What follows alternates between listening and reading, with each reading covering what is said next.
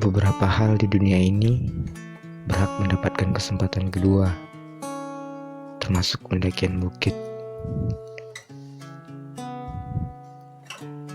Bulan Januari tahun 2020 menjadi kali pertama kami menyambangi Bukit Pulut yang berada di Desa Tajam, Kecamatan Dedai. Sayangnya kami tidak sampai. Jangankan puncak bukit, kaki bukit aja kami tidak menemukannya.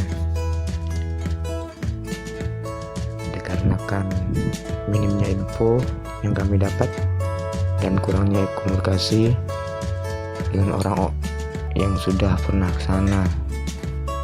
Lalu jadwal keberangkatan yang secara tiba-tiba. Alhasil kami pun tersesat.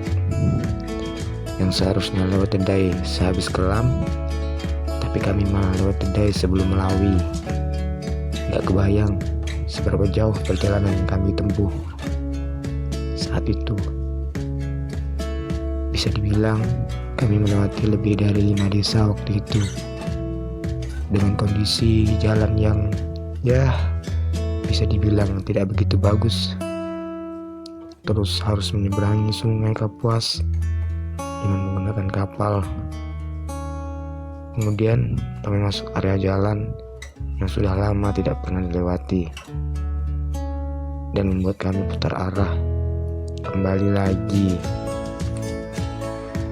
Lalu masuk area kebun sawit di waktu maghrib yang jalannya berlumpur dan susah untuk dilewati.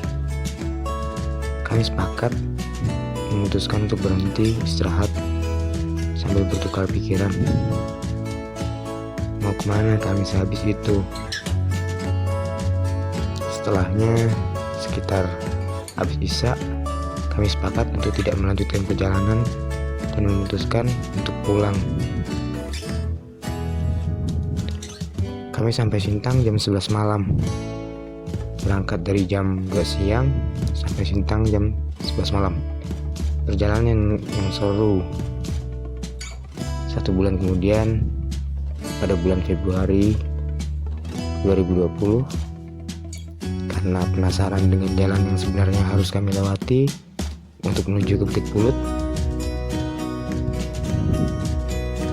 kami pendaki teratai dan personil yang tidak sama memutuskan untuk mendaki Bukit Pulut.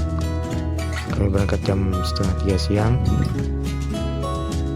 Sialnya kami tersesat lagi. Yang seharusnya lurus terus melewati kelam, tapi kami malah belok ke desa Jepta. Kami hanya menumpang ibadah sholat asar di desa itu. Kemudian kembali ke jalan kelam dan melanjutkan perjalanan ke daerah Desa Tajam. Salah, Desa Terusan. Pukul setengah 5 sore kami pun sampai di kaki Bukit Pulut.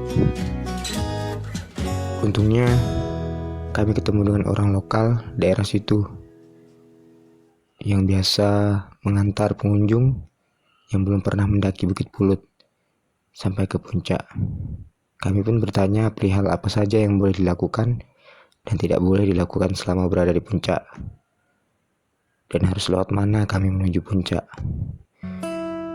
Berhubung waktu semakin sore, orang tersebut tidak bisa menemani kami mendaki. Pukul 5 sore kami mulai perjalanan dari kaki bukit. Setelah masuk waktu maghrib, kami pun beristirahat. Setelahnya kami melanjutkan perjalanan karena kami tidak tahu harus lewat jalur mana. Kami pun memutuskan untuk istirahat dan bertukar pikiran akan lanjut mencari jalan atau mendirikan tenda di situ dan melanjutkan ke puncak pada pagi hari. Kami pun sepakat melanjutkan ke puncak pada pagi hari. Keesokan paginya pukul 6 pagi kami beres-beres dan melanjutkan perjalanan menuju puncak. Kami sampai puncak pukul 7 pagi. Mentari yang mulai tinggi memamerkan kecantikan pemandangan di sekitar kami. Di puncak, kami menghabiskan waktu untuk menikmati karunia Tuhan dan dokumentasi. Setelah puas menikmati pemandangan, kami memutuskan untuk turun menuju bendungan, dan di situ juga ada air terjunnya. Sesampai di bendungan, kami memasak, makan, minum kopi, dan mandi.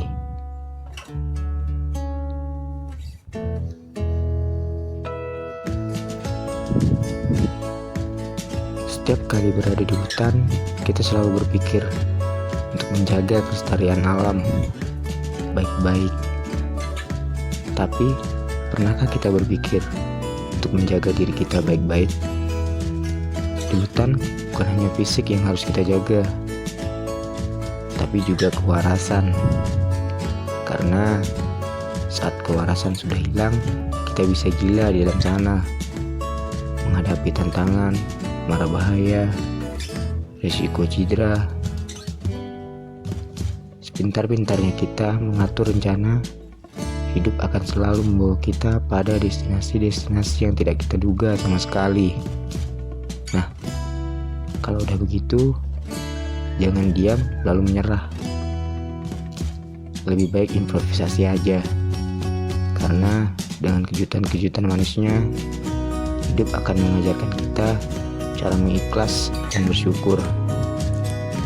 Dalam hidup pasti tidak pernah luput dari yang namanya masalah.